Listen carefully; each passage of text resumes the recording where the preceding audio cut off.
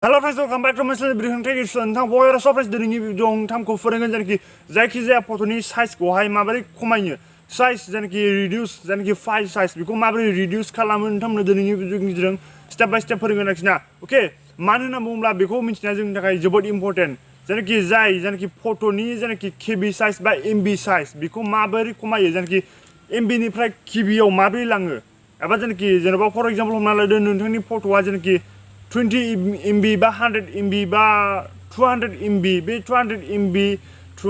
जानकि 100 MB बेखौ माबोरै खमायो जानकि 100 MB बा नोंथांनि जानकि फट'नि जानकि फाइल साइज बेखौ मा जोङो 20 MB बिदिनो 10 MB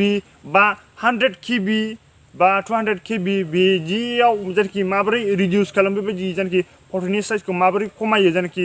KB एबा MB साइजखौ माबोरै खमायो नोंथांमोननो दिनैनि बे भिडिअ'जों स्टेप बाय स्टेप फोरोंगोन आरोखि नोंथांमोना बेखौ जोबजासिम नायलांबाय थाबानो जाबाय मानो होनोबा बेखौ जोङो रोंनानै थानाया इम्परटेन्ट आरोखि जानकि फर एग्जाम्पल हमना लादो जेनेबा नोंथाङा माब्ला जानकि माबा बुस्थु अनलाइन खालामनाय समावहाय नांगौ जानानै फैयो आरोखि जेरै जब बागेरा एबा बायदिसिना बुस्थु एप्लाइ खालामनाय समाव माने अनलाइन माने एप्लाइ खालामनाय समाव माने नांगौ जानानै फैयो आरोखि स्कलारशिपआनो होन जानकि माबा जबनि एप्लाइ खालामनायानो होन बा पेन कार्ड बा आधार कार्ड बायदिसिना गासिबो बुस्थुखौ जों अनलाइन खालामनाय समावहाय जों मा एप्लाइ खालामनांगौ समावहाय जों मा जानकि बे फट'नि साइज बा डकुमेन्ट्सनि साइज जानकि फट' साइजखौ माने गासिबो फाइल साइजआ माने खम जानांगौ आरोखि जानकि खम नङाबा बेखौ मा आपल'ड खालामनायाव माने एक्सेप्ट खालामो आरोखि ना माने बांसिनानो मा 20 KB बा 30 KB बा 20 MB बिदि खम माबायो आरोखि ना खमाव बियो आरोखि ना माने डकुमेन्ट्सखौ आपल'ड खालामनाय समावहाय जानकि फाइल आपल'ड खालामनाय समावहाय बा जोङो मा जानकि फट' केपचार खालामनाय समावहाय जोंनि माने केमेरा क्वालिटिनि सायावहाय MB साइजआ बा KB साइजआ इनक्रिज जायो आरोखि ना माने केमेरा नोंथांनि जानकि केमेराया मा जानकि बेसेबां क्वालिटिनि बा नोंथांनि केमेरा क्वालिटिनि सायाव डिपेन्ड खालामो आरोखि फट' फाइल साइज जानायाहाय नोंथाङा जुदि नोंथांनि जानकि फननि केमेराजों मोनसे फट'खौ केपचार खालामोबा बे फट'नि जानकि साइज मेक्सिमाम जायोबा बे 100 MB बा 200 MB बा 50 MB नि जागोन आरोखि ना बांसिनानो माने केमेरानि सायाव डिपेन्ड खालामो दा MB जानकि बे 20 MB जानकि 100 MB बा 200 MB आथ' जोङो जानकि मोनसे बुस्थु अनलाइन एप्लाइ खालामनाय समावथ' माने एक्सेप्ट खालामाना बांसिनानो मा अनलाइन एप्लाइ खालामनाय समावहाय मा बांसिनानो 20 MB बा 20 KB बा 50 KB बियो आरोखि ना माने खमसो बियो आरोखि ना बे 200 MB खौ जोङो मा डाइरेक्टलि आपल'ड खालामबा बेयाव एक्सेप्ट खालामनाय नङा आरोखि ना दा बेफोरबायदि जानकि फट'नि साइज जानकि MB बा KB साइजखौ खमायनायखौ जोङो माबोरै खमायमायो बेखौ जोङो माने रोंनानै थानाया मोजां जोंनि थाखायनो इम्परटेन्ट आरोखि बे बुस्थुआ नोंथांमोननो दिनैनि बे जों बेखौनो फोरोंगोन आरोखि ना नोंथांमोना बेखौ जोबजासिम नायलांबाय थाबानो जाबाय okay so let's start this So hello friends, first of all नोंथांनि जायखिया फट'नि जानकि फाइल साइज बा MB साइज बा KB साइजखौ फट'नि MB बा KB साइजखौ रिडिउस खालामनो थाखाय मोनसे एपनि गोनांथि जागोन बे एपनि मुङानो जादों QReduce Lite okay so first of all नोंथाङा बे एपखौ इनस्टल खालामना लाग्रो गुगोल प्ले स्ट'राव थांनानै okay आङो गुगोल प्ले स्ट'र एपखौ अपेन खालामसै बेयाव सार्च खालामदो टाइप खालामनानै QReduce Lite okay QReduce Lite okay QReduce Lite then search खालामदो नोंथाङा QReduce Lite होननानै सार्च खालामबानो नोंथाङा बेवहाय बेबायदि इन्टारफेस नुनो मोनखागोन दाना बे एपखौ नोंथाङा सिम्पलि मा इनस्टल खालामदो आरोखि ना आं बे एपखौ अलरेडि इनस्टल खालामखानायखाना आङो बे एपनि लिंकखौ आं बे भिडिअनि डिसक्रिपसनावबो होगोन नोंथाङा बे एपनि जानकि भिडिअनि डिसक्रिपसनाव होनाय लिंकआव बेयाव क्लिक खालामनानै बे एपखौ डाइरेक्टलि मा इनस्टल खालामनो हागोन okay दानिया मा नोंथाङा इनस्टल खालामखांनायनि उनावहाय नोंथाङा मा बे एपखौ सिम्पलि अपेन खालामदो आं अपेन खालामसै बे एपखौ नैबेनो देन नोंथाङा अपेन खालामबा बेबायदि नोंथांनाव मोनसे पारमिसन बिगोन आरोखि ना एलाउ नोंथांनि जानकि स्ट'रेजखौ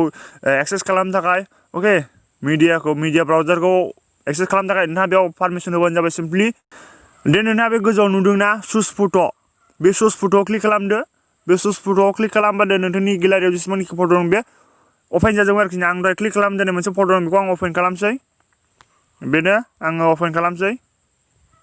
दानिया नुबाय जानो हागौ नोंथाङा नैबावहाय दं बे जानकि फट'नि फाइल साइज KB साइजआ बेयाव बेसेबां दं 2945.16 KB दं बेयाव गासै बेखौ MB आव कनभार्ट खालामबा बेसेबां दं दा नै बेसेबां दङ दा बेयाव MB साइजखौ नायोबा अर मानि मा एबा आरोखि ना 2.88 MB दं आरोखि ना बे फट'नि साइजआहाय दानिया आं बे फट'खौ मा रिडिउस खालामनो सानदों आरोखि ना अके बेयाव दंना 2945 KB एबा 2.88 MB आं बेखौ मा KB सिम लांगोन आरोखि ना ओके दानिया बे KB खौ क्लिक खालामदों हा KB खौ सेलेक्ट खालामबानो जाबाय बेवहाय जुदि नोंथाङा मा बे जानकि फट'खौ MB-निफ्राय MB-आवनो खमायनो सानदोंबा बेयाव MB-खौ खमायनांगोन नोंथाङा ओमफ्राय बेयाव दंना 2.8 MB बेयाव 1 होबानो जाबाय आरोखि ना नोंथाङा सिम्पलि दानिया आं बेखौ मा KB-आवसो कनभार्ट खालामनो सानदों आरोखि ना MB-निफ्राय KB-आव लांनो सानदों आं बेखौ दा बेयाव सिम्पलि बे अपसनाव क्लिक खालामदो जेन KB-आव क्लिक खालामदो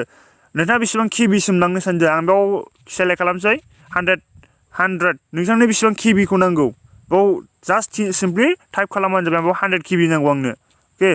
2945 KB-निफ्राय आङो 100 KB-आव लांनो सानदों फाइल साइज खमायनो थाखाय देन नोंथाङा बे स्टार्टआव क्लिक खालामदो दसे नेटहोबानो जाबाय बेबायदि इन्टारफेस नुगोन नोंथाङा वाइटनि अप्सन नुगोन एसे टाइम लायो आरोखि ना नोंथांमोना वाइट खालामबानो जाबाय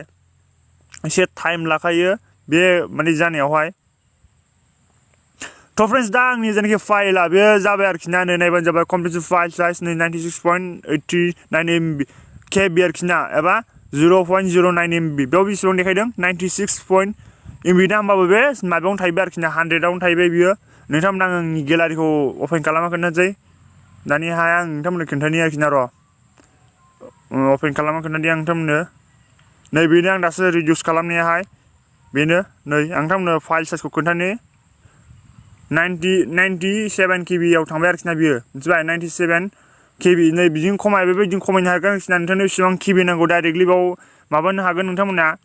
एन्टार खालामनानै माने खनसेनो खमायनो हागोन आरोखि ना सुस फट' आङो ओरैनो एनादारखौ होफिननि एनादार फट'खौ सेलेक्ट खालामनि आङो ओरैनो र' सिम्पलि जास्ट नोंथांमोननि एगजाम्पोलनि र' नोंथांमोननो खोन्थानि बे आंनि फट' बेखौनो सेलेक्ट खालामबाय आङो बे फट'नि साइजआ बेसेबां दङ नै 4286.40 KB आरोखि ना एबा बेयो फट'नि साइजआ MB-आव बुंनो थाङोबा बेसेबां दं 4.19 MB आरोखि ना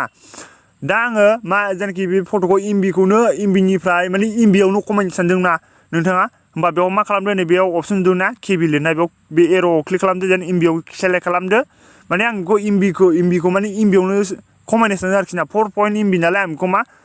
1 MB 2 MB दोननो सानदों आंखि अके बेखौ आं 2 MB-आव दोननो सानदों 2 MB माने 2 MB 4 MB नालाय 2 MB-खौ रिडिउस खालामनानै आं 2 MB बानायनो सानदों आरोखि ना बे फट'नि साइजखौहाय अके दा नोंथाङा बेखौ माने कनभार्ट बानायनो थाखाय बे स्टार्टआव क्लिक खालामदो स्टार्टआव क्लिक खालामनानै बेबायदि माने वाइटिंनि अपसन नुगोन आरोखि ना दसे माने प्रसेसिं जागासिनो दं दा माने टाइम लायो आरोखि ना थ' फ्रेन्ड्स दा नोंथांमोना नायनो हागोन नै जाबाय नै फाइल साइजआ दा अलरेडि नै जाबाय अके आं दा बेखौ बानायबाय आं बेखौ नोंथांमोननि गेलारिनियाव थांनानै नोंथांमोननो आरो खोन्थाफिनबावनोसै खनसे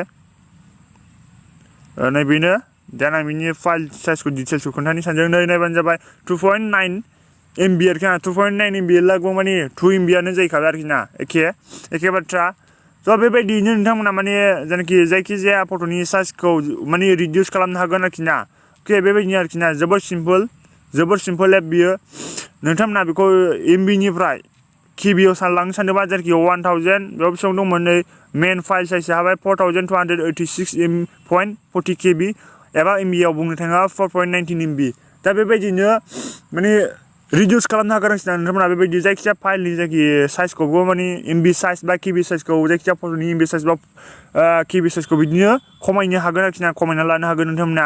माने नोंथाङा MB-खौ MB-आवनो खमायनो सानदोंबा बेवहाय MB-खौ सेलेक्ट खालामदो जुदि नोंथाङा MB-निफ्राय KB-आव खमायनो सानदोंबा बे KB-खौ सेलेक्ट खालामदो देन नोंनो बेसेबां साइजनि नांगौ बेयाव सिम्पलि खालामबानो जाबाय अके बेसेबां साइजआव नांगौ जेरै 4000 नोंथाङा जुदि 4000 KB दंबा बेयाव मा बेसेबां नांगौनो 100 KB बा 100 KB नांगौ होननानै बेयाव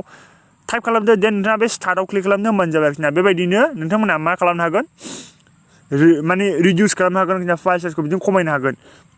स' फ्रेन्ड्स आइ होप नोंथांमोना दिनै भिडिअखौ नायनानै बुजिबाय जानांगौ जेनाखि जायखिजाया फट'नि जेनाखि फाइल साइजखौ माबोरै रिडिउस खालामो नोंथांमोना दिनै भिडिअखौ नायनानै मोजां भिडिअखौ लाइक खालामदो शेयार खालामदो नोंथाङा जुदि चेनेलखौ चेनेलखौ साबसक्राइब खालामो आरो सराय थानाय बे प्रेस खालामनो जेब्लाखि भिडिअ आपल'ड खालामो बिनि उनाव सिंखौ बुंनाङा सब जाबाय